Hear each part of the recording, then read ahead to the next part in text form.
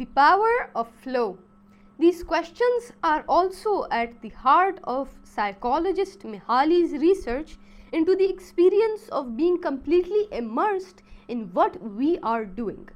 Mihaly called this state flow and described it as pleasure, delight, creativity, and process when we are completely immersed in life.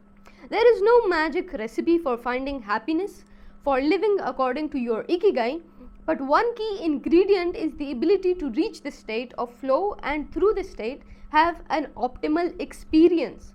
In order to achieve this optimal experience, we have to focus on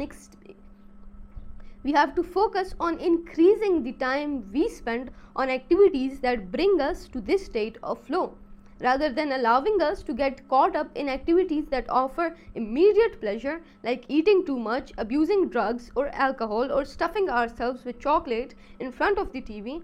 As Mihaly asserts in his book Flow, The Psychology of Optimal Experience, flow is the state in which people are so involved in an activity that nothing else seems to matter. The experience itself is so enjoyable that people would do it even at great cost for the sheer sake of doing it, quote unquote. It is not only creative professionals who require high doses of concentration that promote flow. Most athletes,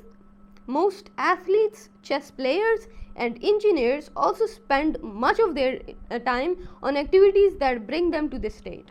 According to Mihaly's research, a chess player feels the same way upon entering the state of flow as a mathematician working on a formula or a surgeon performing an operation. A professor of psychology, Mihaly, analyzed data from the people around the world and discovered that flow is the same among individuals of all ages. In New York and Okinawa, we all experience the state of flow the same way and we all reach it the same way. But what happens to our mind when we are in that state? When we flow, we are focused on a concrete task without any directions. Our mind is in order. The opposite occurs when we try to do something while our mind is on other things. You often find yourself losing focus while working on something you consider important. There are several strategies you can do to employ and to increase your chances of achieving flow. Here are the 7 conditions for achieving flow.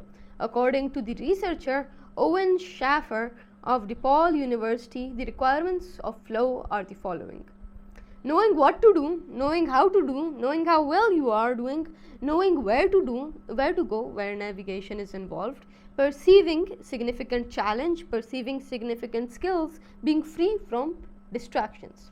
That is going to be all for our today's branch of reading. As you guys learned, flow is a very, you can say, subhuman or you can say superhuman thing that lots of people consider very unique. But the reality is that we all enter the state of flow all the time, all year around, all month around, all the time.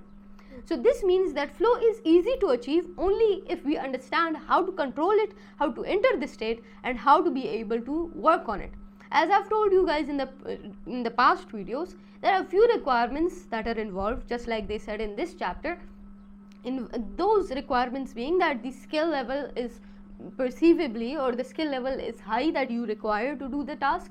The challenge is significant, but not too much or not a burden. There are no distractions. You are focused on your task, and more than anything, you know what to do, how to do, when to do, where to do, and why to do. All of these things make up for the factor of flow and how you can enter your state of flow.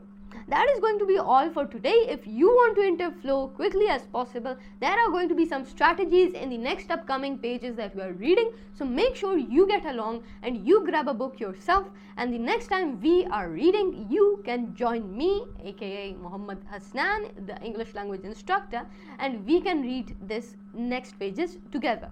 Until then, keep listening, keep learning, and more than anything, keep growing.